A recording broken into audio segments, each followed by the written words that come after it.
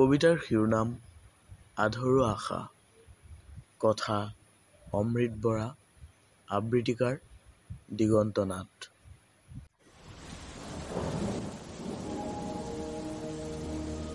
বিগলিত হৃদয়ৰ উচুপনি শুনিছানে বাৰু কেতিয়াবা?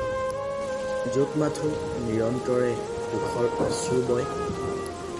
তুমি কি বুজিবা, সপোন সামৰি দিঠক সাৱটিব লগা হ'লে কিমান কষ্ট হয়।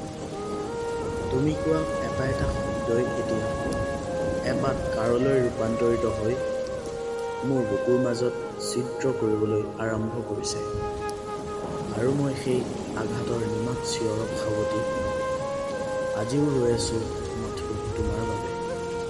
নাজানো তুমি কি ভাবা, কিন্তু এয়াই সত্য। শলিতাবিহীন চাকিৰ দৰে মোৰ জীৱনৰ কোনোবা দিশত আহিবানে একুকি আশাৰ পোহৰ হৈ। ভাগৰুৱা দেহাই পুনৰ এবাৰ বিচাৰিছে তোমাৰ বুকুত জিৰণি ল'বলৈ। তুমি মই আমি হোৱাৰ পথত যে সেই বিশাল ধুমুহাজাকে উৰুৱাই নিছিল আমাৰ সকলো আশা। হৃদয় আজিও কঁপি উঠে ভাবিলে সেই কথা।